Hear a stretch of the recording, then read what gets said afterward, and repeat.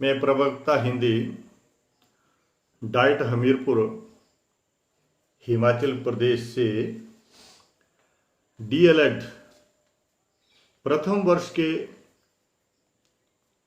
छात्राध्यापकों को उनके पाठ्यक्रम के अनुसार जो है वर्ण विचार पर जो है अपने विचार जो है वो प्रस्तुत करने जा रहा हूँ।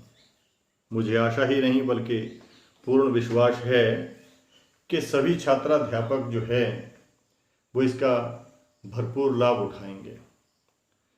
तो सबसे पहले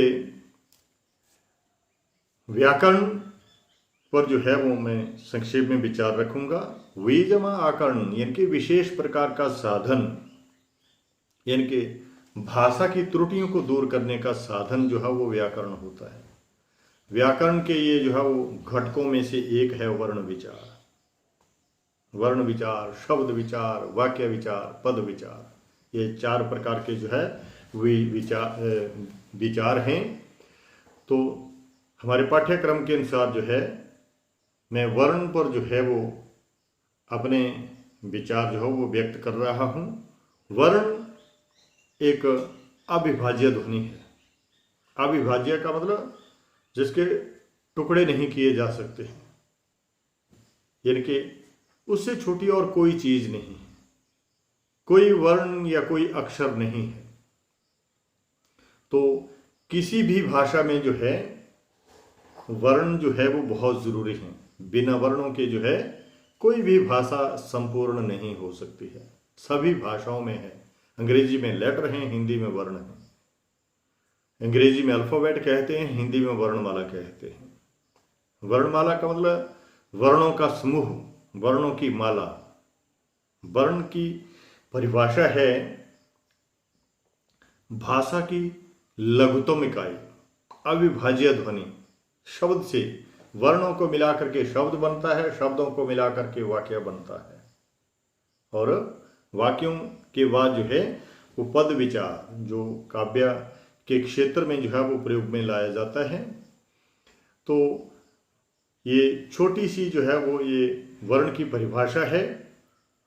अब मैं वर्णों के भेदों के बारे में जो है वो आपको बताऊंगा। वर्णों के मुख्यतः दो भेद हैं, स्वर और व्यंजन। 11 स्वर और 33 व्यंजन हैं। कुल मिलाकर के हिंदी वर्णमाला में 44 वर्ण हैं, 44। इनके 11 और 33 का अनुपात है।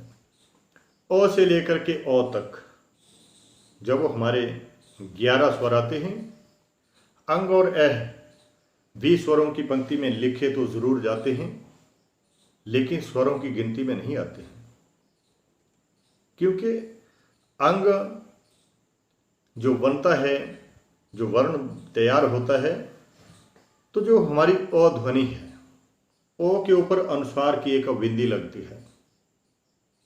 बिंदी लगा करके जो है वो अंग बनता है। ओ के ही अंत में जो है विसर्गें लगा करके ए बनता है। तो इनका मूलाधार जो है वो ओ है।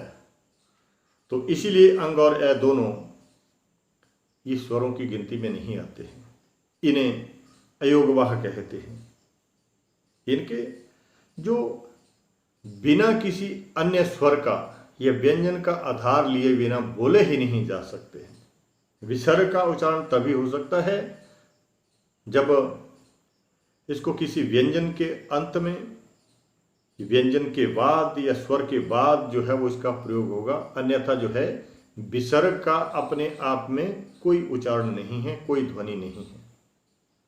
इसी तरह अंग है, जब तक किसी स्वर या व्यंजन के ऊपर जो है वो इसका प्रयोग नहीं होता है, तब तक इसकी अपनी अलग से कोई ध्वनि नहीं है, कोई आवाज नहीं है। तो ये मैंने अ से अ तक जो है वो आपको स्वर बताए। इन स्वरों का भी जो है वो विभाजन है, वर्गीकरण है। पहला प्रकार है ह्रस्व। ह्रस्व का मतलब छोटा। परिभाषा में जिन स्वरों के बोलने में कम से कम समय लगे, एक झटके के साथ जो वो इनकी आवाज़ निकल जाती है। आ है, ई है, उ है, ये तीन मुख्यतः हैं। चौथा जो है वो री है। री ऋषि जिसको हम कहते हैं, ये भी ह्रस्व स्वरों में आता है, लेकिन इसका दीर्घ रूप नहीं है। इसका दीर्घ रूप जो है वो केवल संस्कृत भाषा में ही प्रचलित है। हिंदी भाषा के शब्द भंडार में इसका कोई उदाहरण जो है हमें पढ़ने को नहीं मिलता है। तो अ, ई, उ और री ह्रस्व स्वर परिभाषा फिर से दोहरा रहा हूं, जिनके बोलने में कम से कम समय लगे। अब ह्रस्व स्वरों का सहारा लेकर के ही हम जो वो दीर्घ स्वरों पर जो वो विचार प्रस्तुत करेंगे। दीर्घ स्वर, दीर्घ का मतलब होता है बड़ा। जैसे लघु और दीर्घ सभी जानते हैं, लघु छोटा होता है, दीर्घ बड़ा होता है, लेकिन यहाँ पर ह्रस्व और दीर्घ का जो है वो मेल है। दीर्घ का मतलब बड़ा, बड़ा का मतलब जो ह्रस्व में ओ है उसका जो दीर्घ रूप आ है वो दीर्घ स्वर है। ई का दीर्घ रूप है, बड़ा रूप है ई, वो दीर्घ स्वर है। उ का जो दीर्घ रूप है ऊ है, बड़ा ऊ, बड़ी ई, बड़ा आ, ये तीनों जो हैं वो दीर्घ स्वर हैं। मैंने री के बारे में पहले बात की। री का दीर्घ रूप री उच्चारण है। थोड़ा री को लंबे से जो है वो आवाज़ निकालना पड़ती है, उसको जो है दीर्घ री बोलते हैं, लेकिन हिंदी भाषा में इसका प्रचलन नहीं है। तीसरा जो स्वरों का प्रकार है वो प्लुत है। ये भी हिंदी भाषा में बहुत कम प्रचलित है। इसका जो है वो मंत्रोच्चारण में ही प्रयोग होता है। इसका एक ही उदाहरण है जो कि हमारे स्वरों में लिखा नहीं जाता है, लेकिन हमारे ज्ञान वर्धन के लिए उदाहरण है इसका ओम का। ओम जो है ये प्लुत स्वर है। अब परिभाषा फिर से दोहरा रहा हूं। ह्रस्व में कम से कम समय लगता है, दीर्घ स्वरों में ह्रस्व स्वरों से दुगना समय लगता है, और जो प्लुत स्वर हैं इनमें तिगुना समय लगता है ह्रस्व स्वरों से, इनकी सबसे ज्यादा समय लगता है ओम। तो यह है हमारे पास स्वरों का वर्गीकरण। इसके बाद है वर्णों का दूसरा वेद, व्यंजन। व्यंजन 33 हैं, 25 1 4 1 4 1, कुल मिलाकर के ये 33 हैं। वैसे 35 हो गए हैं, लेकिन इस तरह का कोई प्रमाण जो है दिल्ली भाषा अकादमी की तरफ से जो है राज्यों में अभी उपलब्ध नहीं है। व्यंजन जो स्वरों की सहायता से बोले जाए, स्वरों की का जो उच्चारण है वो स्वतंत्र रूप से होता है, लेकिन जब व्यंजनों के उच्चारण की बात आती है तो व्यंजन तब तक उच्चारित नहीं किए जा सकते जब तक उनमें कोई स्वर न मिले। उदाहरण के लिए पहला वर्ग है कवर्ग, को। वैसे यदि हम देखें तो को यदि हलंत नहीं है तभी हम उसको पढ़ सकते हैं। वास्तविक व्यंजन जो है वो हलंत है। को हलंत, हलंत का मतलब ही होता है व्यंजनांत। हल बोलते हैं व्यंजन को संस्कृत भाषा के अनुसार। जब हमने को लिखा कोई हलंत नहीं है, जिसको हम आम पढ़ते हैं, तो वह है को, तो इसको बोलेंगे व्यंजन, क्योंकि स्वर मिला तभी इसका उच्चारण हुआ। मैंने उदाहरण प्रस्तुत किया। इसके बाद व्यंजनों के जो भेद हैं उन पर मैं विचार रख रहा हूं अलग अलग से। हम इन व्यंजनों का भी वर्गीकरण करेंगे जैसे स्वरों का किया। स्पर्श व्यंजन पहला आता है, स्पर्श व्यंजन। स्पर्श व्यंजन का मतलब छूने से। ऐसे व्यंजन, ऐसे वर्ण जिनका जब हम उच्चारण करते हैं तो हमारे मुखारविंद में, हमारे मुख के बीच में हमारी जो जीभ है वो मुख के किसी न किसी भाग को स्पर्श करती है, उसको छूती है। ये हमारे क से मौन तक हैं। कवर्ग, चवर्ग, तवर्ग, टवर्ग, पवर्ग, ये सारे ही वर्ग जो हैं कवर्ग से लेकर के पवर्ग तक ये अंतस्थ व्यंजनों के अंतर्गत आते हैं। अंतस्थ व्यंजन स्पर्श व्यंजनों के अंतर्गत। इसके बाद है अंतस्थ व्यंजन। अंतस्थ का मतलब अंतस्थ, अंत का मतलब है बीच में, हमारे मुख के बीच में, बीचों बीच हमारा ये जो नीचे वाला जबड़ा है और ऊपर वाला जबड़ा है, इसके बीच में, दोनों जबड़ों के बीच में जो है हमारी जीभ जो है कुछ सेकंड के लिए जो है वो लटकती रहती है, बीच में रुकती है, बहुत कम समय के लिए। यदि हम गौर करें, गौर से बड़े ध्यानपूर्वक जो है वो इन वर्णों का उच्चारण करें, तो हमें साफ पता लगता है कि जो हम विचार आपके बीच में रख रहे हैं वो सही है। बीच में जो है वो ऊपर और नीचे वाले जबड़े के बीच में हमारी जीभ लटकती है। ये है हमारे पास ईयरोलोग। क से मौ तक 25 स्पर्श व्यंजन और अंतस्थ ईयरोलोगो, ये 4। इन वर्णों का जब हम उच्चारण करते हैं तो हमारी जीभ जो है ऊपर और नीचे वाले जबड़े के बीच में कुछ समय के लिए रुकती है, ठहरती है। इसके बाद तीसरा व्यंजन है उसम व्यंजन। उसम इनकी उष्मा से निकला, हीट से निकला शब्द, यानी कि जिन व्यंजनों के उच्चारण में, जिन वर्णों के उच्चारण में जो है वो हमें सबसे ज्यादा ताकत लगाना पड़ती है, सबसे ज्यादा श्वास वायु का जो वो प्रयोग होता है, ताकत लगती है, उन्हें उसम व्यंजन कहते हैं। ये भी 4 हैं। शो शलगम, शो षटकोण, स सड़क और हो हाथी। तो ये भी 4 हैं। तो ये हमारे पास जो है वो व्यंजनों का वर्गीकरण है। स्पर्श क से म तक, अंतस्थ ईयरोलोग और उसम, ये तीनों शो और हो। तो 25 जमा 4 जमा 4 33, ये हमारे पास जो है कुल व्यंजन है। 11 स्वर 33 व्यंजन, कुल जो है वो ये 44 जो है वो हिंदी भाषा में वर्ण हैं।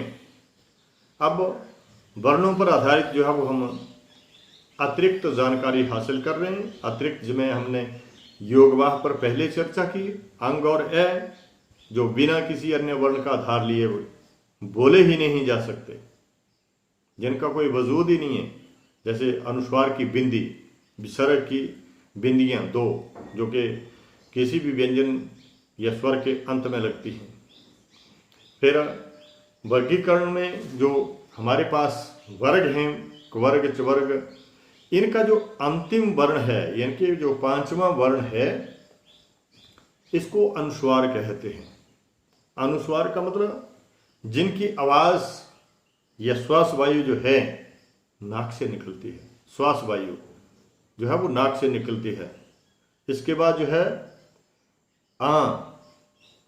यानी कि आंख, जिसको हम चंद्र बिंदु भी बोलते हैं, चंद्रमा की तरह जो है वो आकार बनाते हैं, ऊपर बिंदी लगा देते हैं बीच में, तो इसको चंद्र बिंदु बोलते हैं। ये है हमारे इसको बोलते हैं अनुनासिका।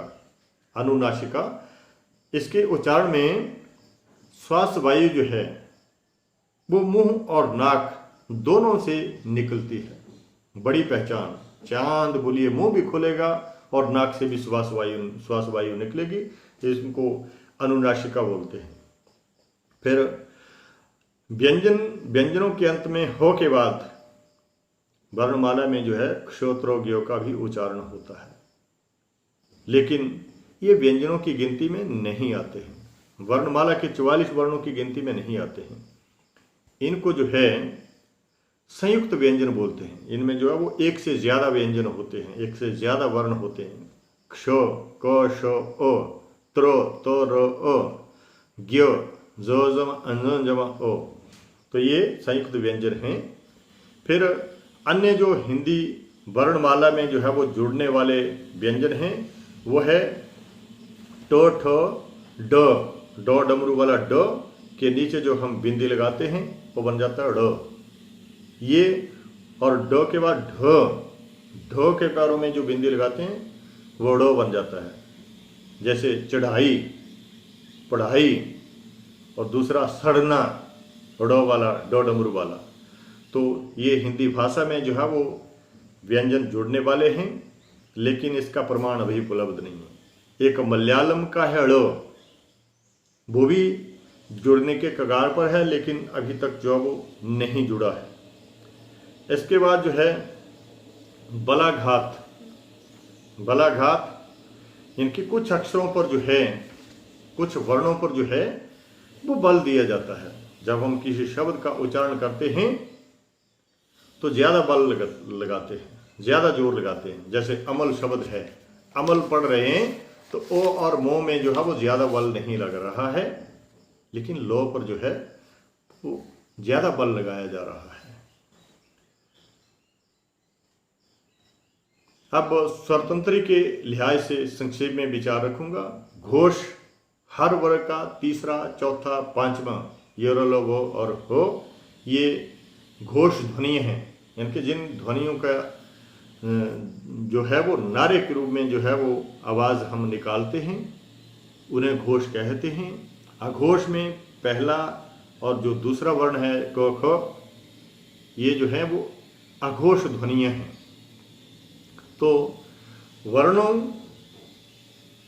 को ध्यान में रखते हुए, वर्ण विचार को ध्यान में रखते हुए जो वो आज के इस प्रश्न में जो है इतना ही हम सीखेंगे। आगे की चर्चा के लिए जो है वो हम फिर मिलेंगे। आप सभी दर्शकों का, श्रोताओं का जो है बहुत बहुत धन्यवाद।